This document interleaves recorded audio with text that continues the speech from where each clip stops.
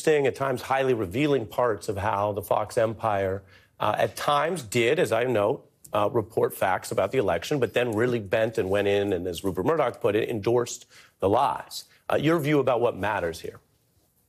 Look, I think what matters here is the scope of the deception, not only of the MAGA base that believed that Fox was telling them the truth and was elevating these people who internally they viewed as kooks and lunatics and liars, but the damage they were willing to do to the country as that climate that Fox built led to January 6th. He primed his audience for weeks and weeks, knowing it was a lie. He allowed Tucker and Sean and Laura and the rest of that clown show to go out every night and generate more and more anxiety and fury with the MAGA base, which led to that moment where they were primed like a powder keg on January 6th to attack the Capitol.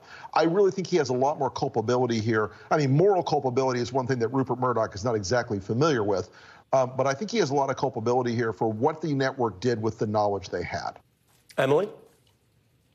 I think Murdoch's trying to have it both ways, right? He's saying the numbers were the numbers on election night. In other words, we knew that Joe Biden won the election, but also admitting that some of his hosts were endorsing a lie about the election results. The standard in a libel trial is, did you knowingly put on false people lying? And it seems like he is saying that he knew, and he's the CEO of the company. He was stuck. He had a choice between, it seems, lying under oath himself and incriminating other people in his company and seriously weakening Fox's defense against Dominion, because, of course, we're in the context of this libel trial in which Dominion is the injured party trying to recover for the damage to its reputation, right? This is a particular context of this libel, this ongoing libel suit.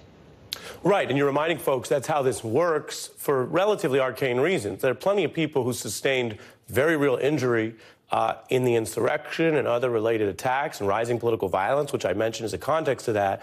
But what it takes to sue in court and who has the money and time to want to do that is a different lane. You mentioned, Emily, how much Murdoch seems to incriminate himself as opposed to deciding to risk it all at 91 and lie in this proceeding, and he's been through many proceedings. Here's what he said about Giuliani, basically admitting what I think is a key smoking gun in the case. They knew this liar was lying, and they could have stopped it, and they chose not to. Take a look. Machines can be hacked.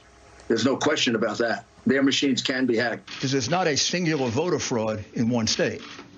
This pattern repeats itself in a number of states.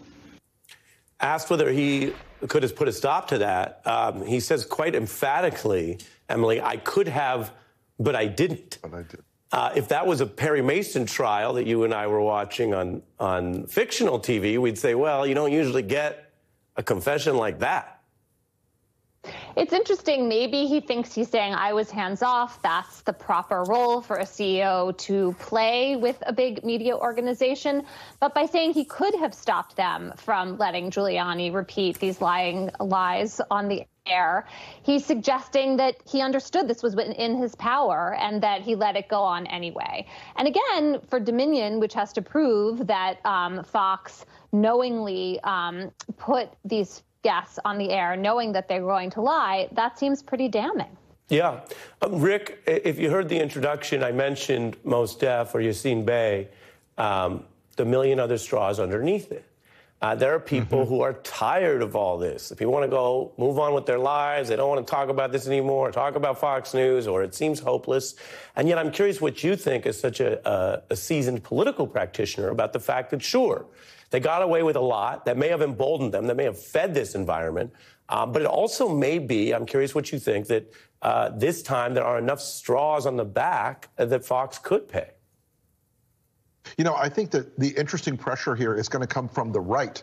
A lot of the Fox audience has been sort of OAN curious or Newsmax curious for the last few years because they don't think of them as Fox anymore as suitably ideologically reliable.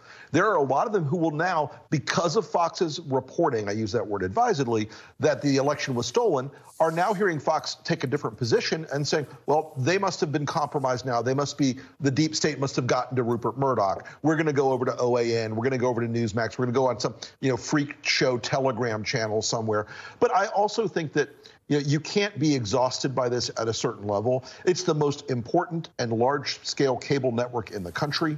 They have a massive reach. They make billions of dollars off cable carriage fees, and they have a significant impact as a major normative force in a huge part of American culture.